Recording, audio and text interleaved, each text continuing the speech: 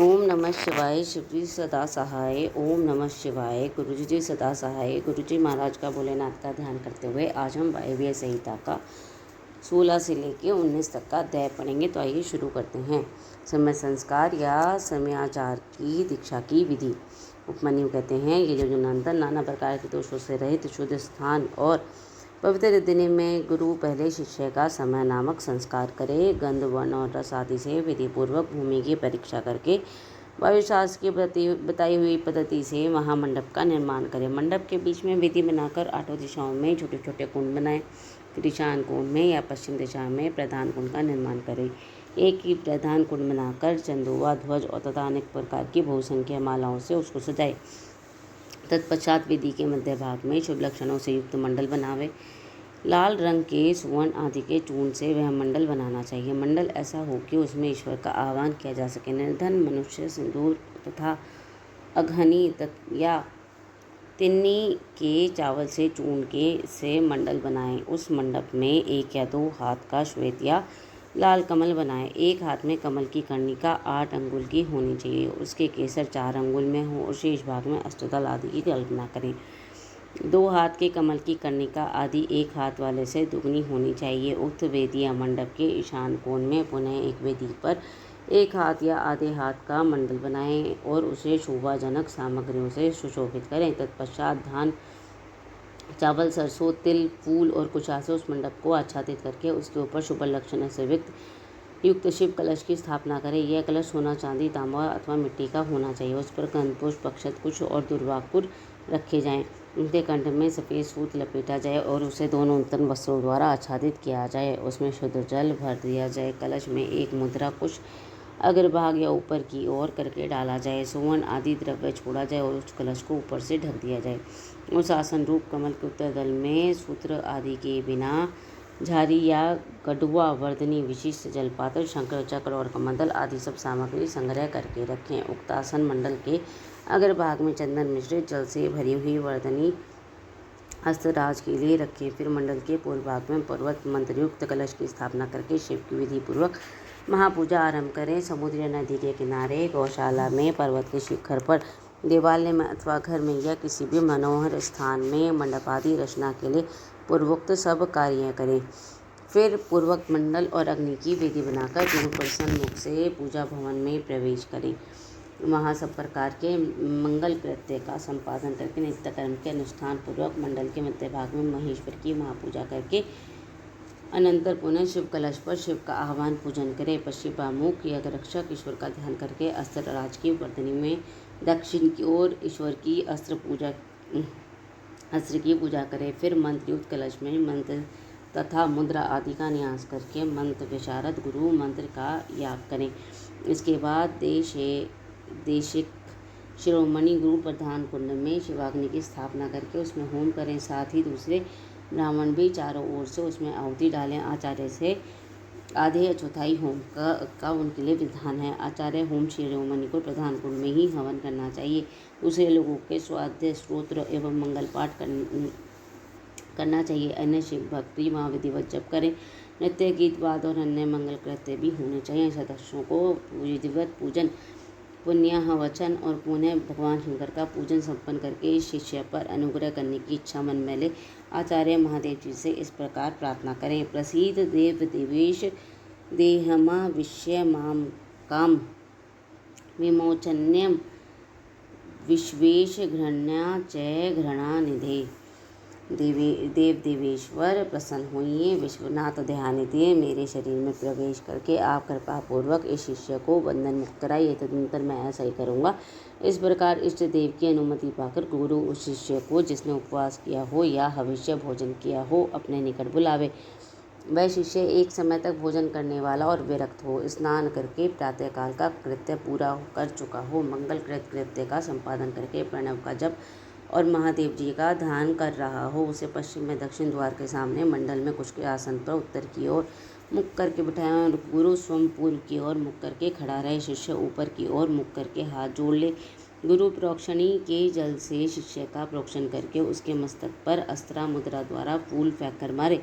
फिर अभिमंत्रित नूतन वस्त्र आदि दुपट्टे से उसकी आंखें बांध दे। इसके बाद शिष्य को दरवाजे से मंडल के भीतर प्रवेश कराए। शिष्य भी गुरु से प्रेरित हो शंकर जी की 3 बार प्रदक्षिणा करे। इसके बाद प्रभु को सुवर्ण मिश्रित पुष्पांजलि जलाकर पूर्व या उत्तर की ओर मुख कर पृथ्वी पर दंड की भांति गिरकर साष्टांग प्रणाम करे। तदंतर मूल मंत्र से गुरु शिष्य का प्रोक्षण करके पूर्वत अस्त्र मंत्र के द्वारा उसके मस्तक पर फूल से ताड़न करने के पश्चात नेत्र बंधन खोल दे। शिष्य पुनः मंडल की ओर देखकर हाथ जोड़ प्रभु को प्रणाम करे। इसके बाद शिव स्वरूप आचार्य शिष्य को मंडल के दक्षिण अपने बाएं भाग में कुश के आसन पर बिठाए और महादेव जी आराधना करके उसके मस्तक पर शिव का वरद हाथ रखे। मैं शिव हूँ इस अभिमान से युक्त गुरु शिव के तेज से संपन्न अपने हाथ को शिष्य के मस्तक पर रखे और शिव मंत्र का उच्चारण करे। उसी हाथ से वह शिष्य के संपूर्ण अंगों का स्पर्श करे। शिष्य भी आचार्य रूप से उपस्थित हुए ईश्वर को पृथ्वी पर गिराकर साष्टांग प्रणाम करे। तदनंतर जब शिष्य शिवाग्नि में महादेव जी की विधिवत पूजा करके 3 आहुति दे दे तब गुरु पुण्य पूर्वक शिष्य को अपने पास बिठा ले। कुशाओं को अग्रभाग से उसका स्पर्श करते हुए विद्या या मंत्र द्वारा अपने आप को उसके भीतर आविष्ट करे।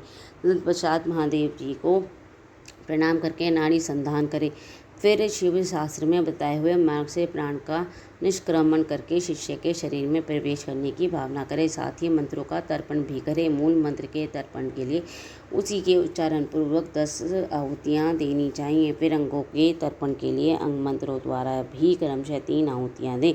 इसके बाद पूर्ण आहुति देकर मंत्रविद्ता गुरु प्रायश्चित के निर्मित मूल मंत्र से पुनः 10 आहुतियाँ अग्नि में डाले। फिर देवेश्वर शिव का पूजन करके सम्यक आचमन और हवन करने के पश्चात यथोचित रीति से जातिथ्य विषय का उद्धार करें। भावना द्वारा उसके वैश्य तत्व को निकालकर उसमें क्षत्रिय तत्व की उत्पत्ति करें। फिर इसी तरह क्षत्रिय तत्व का भी उद्धार करके गुरु उसमें ब्राह्मण तत्व की उद्भावना करे। इसी प्रणाली से जातिथ्य क्षत्रिय का भी उद्धार करके ब्राह्मण बनाए। फिर उन दोनों शिष्यों में रुद्र की उत्पत्ति करे जो जाति से ही ब्राह्मण है। उस शिष्य में केवल रुद्र तत्व की ही स्थापना करे। फिर शिष्य को प्रोक्षण और ताड़न करके उसके अंग की चिंगारियों के समान प्रकाशमान शिव स्वरूप आत्मा को अपने आत्मा में स्थित होने की भावना करे। तदंतर पूर्वक नाड़ी से गुरु मंत्रोच्चारण पूर्वक वायु का रेचन निसारण करे। वायु का निसारण करके उस नाड़ी के द्वारा ही शिष्य के हृदय में वह स्वयं प्रवेश करे। प्रवेश करके उसके चैतन्य का नील बिंदु के समान चिंतन करे। साथ ही यह भावना करे कि मेरे तेज से इसका सारा मल नष्ट हो गया, यह पूर्णतः प्रकाशित हो रहा है। इसके बाद वो शिव चैतन्य को लेकर नाड़ी में संगार मुद्रा एवं पूरक प्राणायाम द्वारा अपने आत्मा से एकीभूत करने के लिए उसमें निर्विष्ट करें। फिर रेचक की ही भांति कुंभक द्वारा उसी नाड़ी से जीव चैतन्य को वहाँ से लेकर शिष्य के हृदय में स्थापित कर दें। तत्पश्चात शिष्य का स्पर्श करके शिव से उपलब्ध हुए यज्ञोपवीत को उसे देखकर गुरु 3 बार आहुति दे पूर्ण आहुति होम करे। इसके बाद आराध्य देव के दक्षिण भाग में शिष्य को कुश और फूल से आच्छादित करके शीर्षासन पर बिठाकर उसका मुंह उत्तर की ओर करके उसके स्वास्तिक आसन में स्थित करे। शिष्य गुरु की ओर हाथ जोड़े रखे। गुरु स्वयं पूर्वाभिमुख हो एक श्रेष्ठ आसन पर खड़ा रहे और पहले से ही स्थापन पूर्वक सिद्ध किए हुए पूर्ण घट को लेकर शिव का ध्यान करके मंत्र पाठ और मांगलिक वादों की ध्वनि के साथ शिष्य का अभिषेक करे। तदनंतर शिष्य उस अभिषेक के जल को पहुँचकर श्वेत वस्त्र धारण करे, आचमन करके अलंकृत हो हाथ जोड़ मंडप में जाए। तब गुरु पहले की भांति उसे कुश आसन पर बैठाकर मंडल में महादेव जी की पूजा करके करान्यास करे। इसके बाद मन ही मन महादेव जी का ध्यान करते हुए दोनों हाथों में भस्म शिष्य के हाथों में लगाए और शिव मंत्र का उच्चारण करे। तदंतर शिवाचार्य मृत्यक्रान्यास के मार्ग से शिष्य का दहन पिलावनादि सकलीकरण करके उसके मस्तक पर शिव के आसन का ध्यान करे और माँ शिव का आह्वान करके अशुद्धि रीति से उसकी मानसिक पूजा करें। तत्पश्चात हाथ जोड़ महादेव जी की प्रार्थना करें, प्रभु आप नित्य यहाँ विराजमान हो। इस तरह प्रार्थना करके मन ही मन यह भावना करें कि शिष्य भगवान शंकर के तेज से प्रकाशित हो रहा है। इसके बाद पुनः शिव की पूजा करके शिवारूपणी शैवी आज्ञा प्राप्त करके गुरु शिष्य के कान में धीरे धीरे शिव मंत्र का उच्चारण करे। शिष्य हाथ जोड़े हुए उस मंत्र को सुनकर उसी में मन लगा शिवाचार्य की आज्ञा के अनुसार धीरे धीरे उनकी आवृत्ति करें। फिर मंत्र ज्ञान कुशल आचार्य शाक्त मंत्र का उपदेश दें।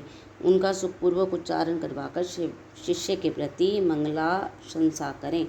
तत्पश्चात संक्षेप में वाच्यवाचक योग के अनुसार ईश्वर रूप मंत्र को उपदेश देकर योगासन की शिक्षा दें। तदनंतर शिष्य गुरु की आज्ञा से शिव अग्नि और गुरु के समीप भक्तिभाव से प्रतिज्ञापूर्वक निम्नांकित रूप से दीक्षा वाक्य का उच्चारण करें।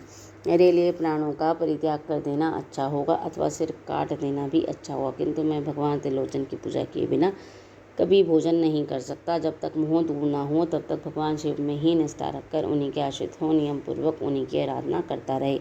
फिर भगवान शिव की उसे योगक्षेम प्रदान करते हैं। ऐसा करने से उस शिष्य का नाम समय होगा, उसे शिवाश्रम में रहने का अधिकार प्राप्त होगा। वहाँ रहने वाले शिष्य को गुरु की आज्ञा का पालन करते हुए सदा उनके वश में रहना चाहिए। इसके बाद गुरु करन्यास करके अपने हाथ से भस्म लगाकर मूल मंत्र का उच्चारण करते हुए उस भस्म तथा रुद्राक्ष को विमंत्रित करके शिष्यों को हाथ में दे दे। बाद में महादेव जी की प्रतिमा अथवा उनका गूढ़ शीश, शरीर, लिंग, यथासंभव पूजन, होम, जप और ध्यान के साधन भी दे। फिर वह शिष्य भी शिवाचार्य से प्राप्त हुए उन वस्तुओं को उन्हीं की आज्ञा से बड़े आदर के साथ ग्रहण करे, उनकी आज्ञा का उल्लंघन ना करे। आचार्य से प्राप्त हुई सारी वस्तुओं को भक्तिभाव से सिर पर रखकर ले जाए और उनकी रक्षा करे। अपनी रुचि के अनुसार मठ में या घर में शंकर जी की पूजा करता रहे। इसके बाद गुरु भक्ति, श्रद्धा और बुद्धि के अनुसार शिष्य की व शिवाचार्य की शिक्षा दे। शिवाचार्य के समयाचार के विषय में जो कुछ कहा हो, जो आज्ञा दी हो और जो भी कुछ बातें बताई हों, उन सबको शिष्य शिरोधार्य करे। गुरु के आदेश से ही वह शिवागम का ग्रहण, पठन और श्रवण ना करे, ना तो अपनी इच्छा से करे और न ही दूसरों की प्रेरणा से ही। इस प्रकार मैंने संक्षेप में समयांख्य संस्कार समयाचार की दीक्षा का वर्णन किया है। यह मनुष्यों को साक्षात शिव धाम की प्राप्ति कराने के लिए सबसे उत्तम है। इस प्रकार 16वां अध्याय समाप्त। षड्ध्वज शोधन की विधि। उपमन्यु कहते हैं, यदुनंदन, इसके बाद गुरु शिष्य की योग्यता को देखकर उसके संपूर्ण बंधनों की निवृत्ति के लिए षड्ध्वज शोधन करे। कला, तत्व, भुवन, वर्ण, पद, मंत्र, यही संक्षेप में 6 अध्वा कहे गए हैं। निर्वृत्ति, प्रतिष्ठा, विद्या, शांति और शांतता, ये 5 कलाएं हैं। उन्हें विद्वान पुरुष कलाध्वा कहते हैं। अन्य 5 अथवा इन 5 कलाओं में व्याप्त है। शिव तत्व से लेकर भूमि पर्यंत जो 26 तत्व हैं उनको तत्वाध्वा कहा गया है। यह अथवा शुद्ध और अशुद्ध के भेदों से 2 प्रकार का है। आधार से लेकर उन्मत्तता तक भुवनाध्वा कहा गया है। यह भेद और उपभेदों को छोड़कर 60 है। रुद्र स्वरूप जो 50 वर्ण हैं उन्हीं वर्णाध्वा की संज्ञा दी गई है। पदों को पदाध्वा कहते हैं, जिसके अनेक भेद हैं। सब प्रकार से उपमंत्रियों के मंत्राध्वा होता है, जो परम विद्या से व्याप्त है। जैसे त्वनायक शिव की तत्वों में गणना नहीं होती, उसी प्रकार यह उस मंत्र नायक महेश्वर की मंत्राध्वा में गणना नहीं होती। कलाध्वा व्यापक है और अन्य अथवा व्याप्त है। जो इस बात को ठीक ठीक नहीं जानता है वह अश्वशोधन का अधिकारी नहीं है। जिसने 6 प्रकार के अध्वा का रूप नहीं जाना, वह उनके व्यापक भाव को समझ ही नहीं सकता। इसीलिए अध्वाओं के स्वरूप और उनके व्याप्य भाव को ठीक ठीक जानकर ही अध्वशोधन करना चाहिए। पूर्वत कुंड और मंडल निर्माण का कार्य वहाँ करके पूर्व दिशा में 2 हाथ लंबा चौड़ा कलश मंडल बनावे। तत्पश्चात शिवाचार्य शिष्य सहित स्नान और नित्य कर्म करके मंडल में प्रविष्ट हो पहले की ही भांति शिवजी की पूजा करें। फिर वहाँ लगभग 4 से चावल की तैयारी की गई खीर में से आधा प्रभु को नैवेद्य लगा कर दें और शेष खीर को होम के लिए रख दें। पूर्व दिशा की ओर बने हुए अनेक रंगों से अलंकृत मंडल में गुरु 5 कलशों की स्थापना करें। 4 को तो चारों दिशाओं में रखें और एक को मध्य में। उन कलशों पर मलमूत्र के नमः शिवाय इन 5 अक्षरों को बिंदु और नाद से युक्त करके उनके द्वारा कल्प विधि की का ज्ञाता गुरु ईशान आदि ब्राह्मणों की स्थापना करें। मध्यवर्ती कलश पर ओम नम ईशानाय नमः, ईशानम स्थानयापि यामी कहकर ईशान की स्थापना करें। पूर्ववर्ती कलश पर ओम मम तत्पुरुषाय नमः, तत्पुरुषम स्थापयामि कहकर तत्पुरुष की। दक्षिण कलश पर ओम शिव अघोराय नमः, अघोरम स्थापयामि कहकर अघोर की। वाम या उत्तर भाग में रखे हुए कलश पर ओम वाम वामदेवाय नमः वामदेवम स्थापयामि कहकर वामदेव की तथा पश्चिम के कलश पर ओम यम सधोजाताय नमः सधोजातम स्थापयामि कहकर सधोजात की स्थापना करें। तदंतर रक्षा विधान करके मुद्रा बांधकर कलशों को अभिमंत्रित करें। इसके बाद पूर्वत शिवाग्नि में होम आरंभ करें। पहले होम के लिए जो आदि खीर रखी गई है उसका हवन करके शेष भाग शिष्यों को खाने के लिए दे दें। पहले की भांति मंत्रों का कर्ण तर्पण कर्म करके पूर्ण होती होम के पश्चात प्रदीपन करे कर्म करे। प्रदीपन कर्म में ओम होम नमः शिवाय फट स्वाहा का उच्चारण करके क्रमशः हृदय आदि अंगों को 3 आहुतियाँ देनी चाहिए। अंगों में हृदय, सिर, शिखा, कवच, नेतृत्व और अस्त्र, इन 6 की गणना है। इनमें से एक एक अंग को 3 बार मंत्र पढ़कर 3 आहुतियाँ देनी चाहिए। इन सबके स्वरूप का तेजस्वी रूप में चिंतन करना चाहिए। इसके बाद ब्राह्मण की कुमारी कन्या के द्वारा गाते हुए सफ़ेद कोट को एक बार त्रिगुण करके पुनः त्रिगुण करें। फिर उस शूद्र का अभिमंत्रित करके उसके बाद एक चोर शिष्य की शिखा के अग्रभाग में बांध दें। शिष्य सिर ऊपर ऊंचा करके खड़ा हो जाए। उस अवस्था में उस सूत उसके पैरों के अंगूठे तक लटकता रहे। सूत को इस तरह लटकाकर उसमें सुषुम्ना नाड़ी की संयोजना करें। फिर मंत्रज्ञ गुरु शांत मुद्रा के साथ मूल मंत्र से 3 आहुतियों का होम करके उस नाड़ी को लेकर उस सूत्र में स्थापित करें। फिर पूर्ववत फूल फेंककर शिष्य के हृदय में ताड़न करें और उस चैतन्य को लेकर 12 आहुतियों के पश्चात शिव को निवेदित कर उस लटकते हुए सूत्र को एक सूत के जोड़े और हुम फट मंत्र से रक्षा करके उस सूत्र के शिष्य के शरीर में लपेट दें। फिर यह भावना करें कि शिष्य का शरीर मूल में पाश है। भोग और भोग तत्व ही इसका लक्षण है। यह विशेष इंद्रिय और देह आदि का जनक है। तदंतर शांति, तीता आदि 5 कलाओं को जो आकाश शादी तत्व रूपिणी है उस सूत्र को नाम लेकर जोड़ना चाहिए था। व्योम रूपिणी शांत तृतीया कलाम यजोयामी, वायु रूपिणी शांति कलाम योजयामी, तेजो रूपिणी विद्या कलाम योजयामी, जल रूपिणी प्रतिष्ठा कलाम योजयामी, पृथ्वी रूपिणी निर्वर्ती कलाम योजयामी इति। इस तरह इन कलाओं का योजन करके उनके नाम अंत में नमः जोड़कर इनकी पूजा करें। यथा शांतितीय कलाय नमः, शांतितीय कलाय नमः इत्यादि, अथवा आकाशादि के बीजभूत हाँ य र ल व मंत्रों द्वारा या पंचाक्षर के 5 अक्षरों में नाद व्योत का योग करके बीज रूप हुए उन मंत्राक्षरों द्वारा क्रमशः पूर्वोक्त कार्य करके तत्वादि में मलादि पाशों की व्याप्ति का चिंतन करें। इस तरह मलादि पाशों में भी कलाओं की व्याप्ति देखें। फिर आहुति करके उन कलाओं को संदीपित करें। तदंतर शिष्य के मस्तक पर पुष्प से ताड़न करके उसके शरीर में लिपटे हुए सूत्रों को मूल मंत्र के उच्चारण पूर्वक शांतितीत पद में अंकित करें। इस प्रकार क्रमशः शांतितीत से आरंभ करके निर्वर्ती कला पर्यंत पूर्वोक्त कार्य करके 3 आहुतियाँ देकर मंडल में पुनः शिव का पूजन करें। इसके बाद देवता के दक्षिण भाग में शिष्य को कुछ युक्तासन पर मंडल में उत्तराभिमुख बिठाकर गुरु होमा वशिष्ठ चरु उसे दें। गुरु के दिए हुए उस चरु को शिष्य आदरपूर्वक ग्रहण करके शिव का नाम ले उसे खा जाए। फिर 2 बार आचमन करके शिव मंत्र का उच्चारण करे। इसके बाद गुरु दूसरे मंडल में शिष्य को पंचगव्य दे। शिष्य भी अपनी शक्ति के अनुसार उसे पीकर 2 बार आचमन करके शिव का स्मरण करे। इसके बाद गुरु शिष्य को मंडल में पूर्वक बिठाकर उसे शुतरोक्त लक्षण से युक्त दंत धावन दे। पीछे पूर्व या उत्तर की ओर मुख करके बैठे और मौन हो। उस 2 तन के कोमल अग्रभाग द्वारा अपने दांतों की शुद्धि करें। फिर रोज 2 तन को धोकर फेंक दे और कुल्ला करके मुंह हाथ धोकर शिव का स्मरण करें। फिर गुरु की आज्ञा पाकर शिष्य हाथ जोड़े हुए शिव मंडल में प्रवेश करे। उस फेंके हुए 2 तन को यदि गुरु ने पूर्व, उत्तर या पश्चिम दिशा में अपने सामने देख लिया जाए तब तो मंगल है, अन्यथा अन्य दिशाओं में देखने पर अमंगल होता है। यदि निम्न दिशा की ओर वह दिख जाए तो उसके दोष की शांति के लिए गुरु मंत्र से 108 या 54 आहुतियों का होम करे। तत्पश्चात शिष्य का स्पर्श करके उसके कान में शिव नाम का जप करके ब्रह्मा जी महादेव जी की दक्षिण भाग में शिष्य को बिठाए। वहाँ नूतन वस्त्र पर बिछे हुए कुश के अभिमंत्रित आसन पर पवित्र हुआ शिष्य मन ही मन शिव का ध्यान करते हुए पूर्व की ओर सिरहाना करके रात में सोए। शिखा में सूत बंधे हुए शिष्य की शिखा को शिखा से ही बांधकर गुरु नूतन वस्त्र द्वारा ओंकार उच्चारण करके उसे ढक दे। फिर शिष्य के चारों ओर भस्म, तिल और सरसों में 3 रेखा खींचकर फट मंत्र का जाप करके रेखा के ब्रह्म भाग में दिक्पालों के लिए बलि दे।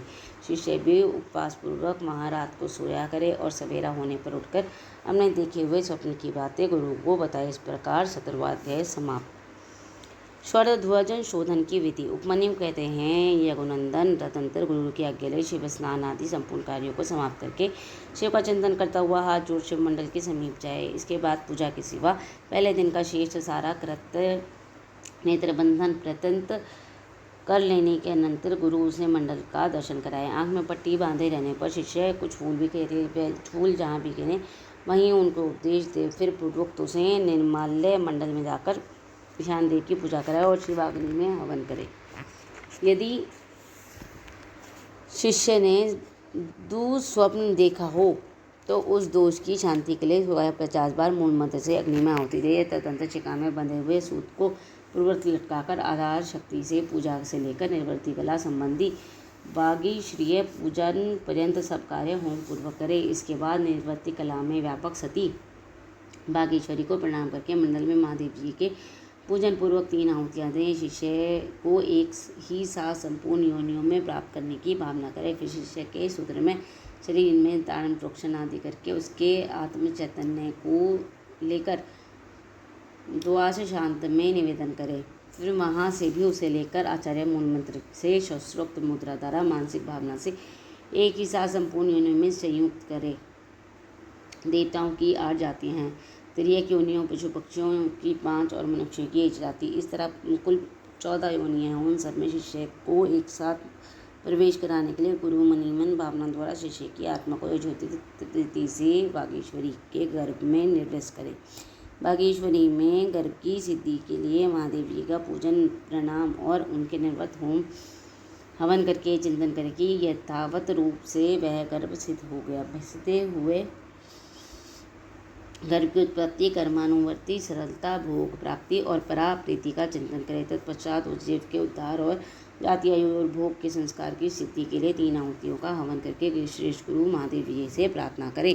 भोगतृत विषय आसक्ति अथवा भोगतृता और विषयासक्ति रूप मल के निवारण पूर्वक शिष्य के शरीर में शोधन करके उसके त्रिविध पाश का उच्छेद करे। कपट या माया से बंधे हुए शिष्य के पाश का भेदन करके उसे चैतन्य को केवल स्वच्छ माने। फिर अग्नि में पूर्णाहुति देकर ब्रह्मा जी का पूजन करें। ब्रह्मा जी के लिए 3 आहुतियाँ देकर उन्हें शिव की आज्ञा सुनाएं। पितामह, यह जीव शिव के परम पद को जाने वाला है, तुम्हें इसमें विघ्न नहीं डालना चाहिए, भगवान शिव की गुरुतर आज्ञा है।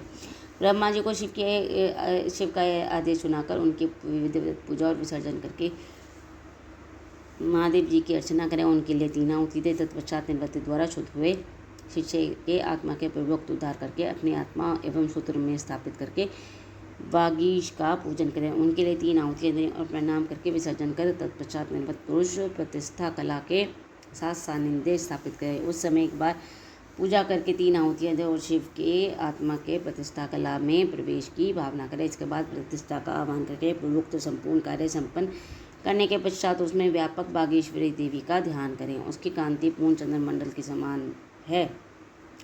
ध्यान के पश्चात शेष कार्य पूर्ववत करें। तदंतर भगवान विष्णु को परमात्मा शिव की आज्ञा सुनाएं। फिर उनका भी विसर्जन करके शेष कृत्य पूर्ण करके प्रतिष्ठा का विद्या से संयोग करें। उसमें विपूर्वक सब कार्य करें। साथ ही उसमें व्याप्त बागेश्वरी देवी का चिंतन पूजन तथा प्रज्वलित अग्नि में पूर्ण होमांत सब कर्म क्रम से संपन्न करके पूर्वोक्त नीलरुद्र का आह्वान एवं पूजन आदि करें। फिर पूर्वोक्त रीति से उन्हें भी शिव की आज्ञा सुना दें। तदंतर उसका भी विसर्जन करके शिष्य की दोषा शांति के लिए विद्या कला को लेकर उसकी व्याप्ति का अवलोकन करें और उस व्यापिका बागेश्वरी देवी का पूर्वोक्त ध्यान करें। उनकी आकृति प्रातःकाल के सूर्य की भांति अरुण रंग की है और मैं 10 दिशाओं में उद्भासित कर रही है।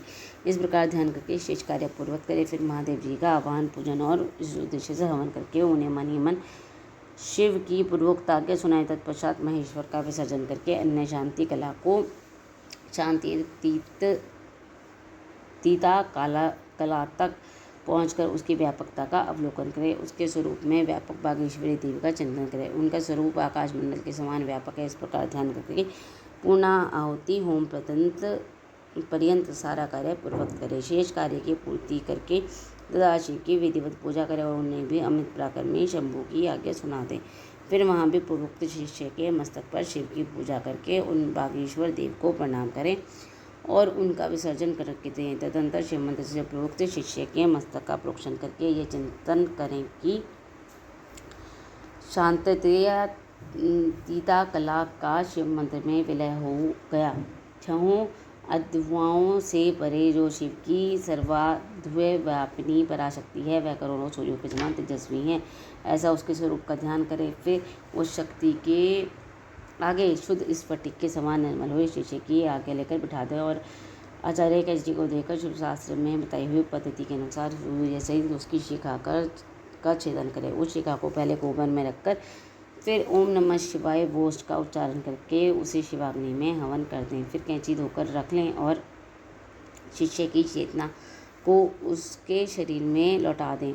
इसके बाद जब शिष्य स्नान आचमन और स्वास्थ्य वाचन कर ले तब उसे मंडल के निकट ले जाएं और शिव को दंडवत प्रणाम करके क्रियालोप जनित शुद्ध दोष की शुद्धि के लिए यथोचित रीति की से पूजा करें। तदनंतर वाचक मंत्र का धीरे धीरे उच्चारण करके अग्नि में 3 आहुतियाँ दें। फिर मंत्र वैकल्प जनित दोष की शुद्धि के लिए देवेश्वर शिव का पूजन करके मंत्र का मानसिक उच्चारण करते हुए अग्नि में 3 आहुतियाँ दें। महामंडल में विराजमान अम्बा पार्वती सहित शंभू की समराराधना करके 3 आहुतियों का हवन करने के पश्चात गुरु हाथ जोड़ इस प्रकार प्रार्थना करें।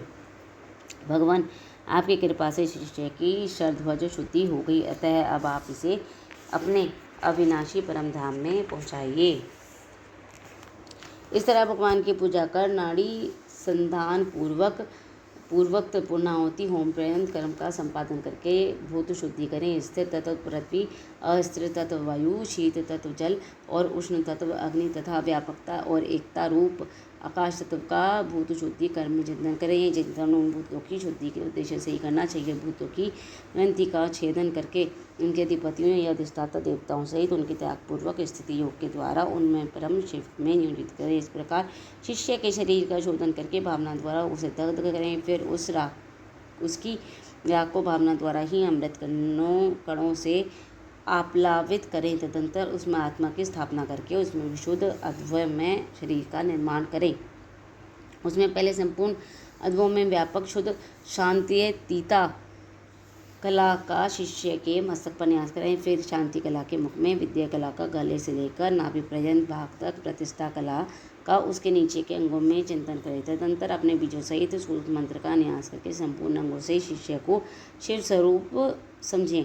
फिर उसके हृदय कमल में महादेव जी का आह्वान करके पूजा करें। गुरु को चाहिए शिष्य में भगवान शिव के स्वरूप की नित्य उपस्थिति मानकर शिव के तेज से तपस्वी हुए उस शिष्य के अणिमा आदि गुणों का भी चिंतन करें। फिर भगवान शिव से आप प्रसन्न हूँ ऐसा कहकर अग्नि में 3 आहुतियाँ दें। इसी प्रकार पुनः शिष्य के लिए निम्नलिखित गुणों का उत्पादन करें। सर्वज्ञता, तृप्ति आदि अंतरहित बोध, अलुप्त शक्तिमत्ता, स्वतंत्रता और अनंत शक्ति, इन गुणों की उनमें भावना करें। इसके बाद महादेव जी से आज्ञा लेकर उन देवेश्वर का मन ही मन चिंतन करते हुए साधु जात आदि कलशों द्वारा क्रम से शिष्य का अभिषेक करें। तदंतर शिष्य को अपने पास बिठाकर पूर्वक शिव की अर्चना करके उनकी आज्ञा लें। उससे शिष्य को शैवी विद्या को उपदेश दें। उस शैवी विद्या के आदि में ओंकार हो, वह उस ओंकार से ही सुपुटित हो और उसके अंत में निमय लगा हुआ हो। यह विद्या शिव और शक्ति दोनों से संयुक्त हो। यथा ओम ओम नमः शिवाय ओम नमः, इसी तरह शक्ति विद्या का भी उपदेश करें। यथा ओम ओम नमः शिवाय ओम ओम नमः विद्याओं के साथ ऋषि छंद देवता शिवा और शिव की शिव रूपता, आवरण, पूजा और शिव संबंधी आसनों का भी उपदेश दें। तत्पश्चात देवेश्वर शिव का पुनः पूजन करते रहें। भगवान, मैंने जो कुछ कहा है वह सब सुकृत रूप कर दें। इस तरह भगवान शिव से निवेदन करना चाहिए। तदंतर शिष्य सहित गुरु पृथ्वी पर धन की बातें कर महादेव जी को प्रणाम करें। प्रणाम के अनंतर उस मंडल से और अग्नि से ही उनका विसर्जन कर दे। इसके बाद समस्त पूजनीय सदस्यों का क्रमशः पूजन करना चाहिए। सदस्यों और ऋतिजों को अपने वैभव के अनुसार सेवा करनी चाहिए। ये साधन यदि अपना कल्याण चाहे तो धन खर्च करने में कंजूसी ना करे। इस प्रकार 18वां अध्याय समाप्त। साधक संस्कार और मंत्र महात्म्य का वर्णन। उपमन्यु कहते हैं, युधिनंदन, अब मैं साधक संस्कार और मंत्र महात्म्य का वर्णन करूंगा। इस बात की सूचना मैं पहले ही दे चुका हूँ। पर्वत मंडल में कलश पर स्थापित महादेव जी की पूजा करने के पश्चात हवन करें। फिर नंगे सिर शिष्य को उस मंडल के पास भूमि पर बैठावें। पूर्ण आहुति होम पर्यंत सब कार्य पूर्वक करके मूल मंत्र से 100 आहुतियाँ दें। शेष गुरु कलशों से मूल मंत्र के उच्चारण पूर्वक तर्पण करके संदीपन करें।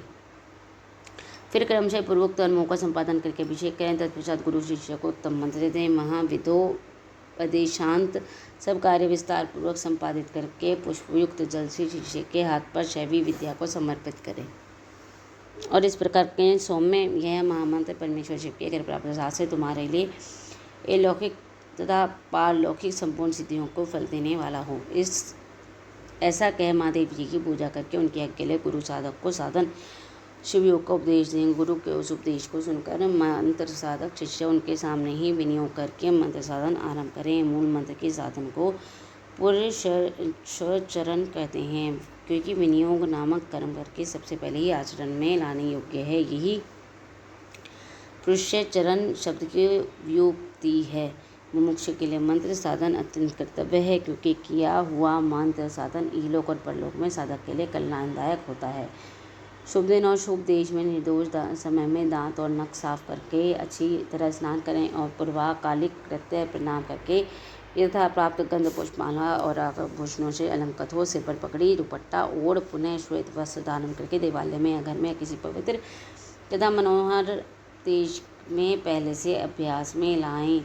सुखासन पर बैठ के शिव स्तोत्र पद्धति के अनुसार अपने शरीर को शिव रूप बनाएं। फिर देवेश्वर नुकलेश्वर शिव का पूजन करके उन्हें शरीर का नैवेद्य अर्पित करें। क्रम से उनकी पूजा पूरी करके उन प्रभु को प्रणाम करें। उनके मुख से आज्ञा पाकर 1 करोड़, आधा करोड़ अथवा 1/4 करोड़ शिव मंत्र का जप करें और अथवा 20 लाख या 10 लाख जप करें। उसके बाद सदा खीर और 4 नमक रहित अन्न पदार्थ का दिन रात में केवल 1 बार भोजन करें। अहिंसा, क्षमा, शम, मनोनिग्रह, दम, इंद्रिय संयम का पालन करते रहे। खीर न मिले तो फल मूल आदि का भोजन करें। भगवान शिव ने निम्नलिखित भोजन पदार्थों का विधान किया है, जो उत्तरोत्तर श्रेष्ठ है। पहले तो चरु भक्षण करने योग्य, उसके बाद सत्तू के कठ, जौ के आटे का हलवा, साग, दूध, दही, मूल, फल और जल के ये आहार इसके लिए विहीन हैं। इन भक्ष्य भोजन आदि पदार्थों को मूल मंत्र से अभिमंत्रित करके प्रतिदिन मौन भाव से भोजन करें। इस साधन में विशेष रूप से ऐसा करना विधान है। व्रती को चाहिए कि 108 मंत्र का अभिमंत्रित किए हुए पवित्र जल से स्नान करें अथवा नदी में जल को यथाशक्ति मंत्र जाप के द्वारा अभिमंत्रित करके अपने शरीर का प्रोक्षण कर लें। प्रतिदिन तर्पण करें और शिवाग्नि में आहुति दें। हम ये पदार्थ 7, 5 और 3 द्रव्य मंत्रों से मिश्रण से तैयार करें अथवा केवल घृत से ही आहुति दें। जो शिव भक्त साधक इस प्रकार भक्ति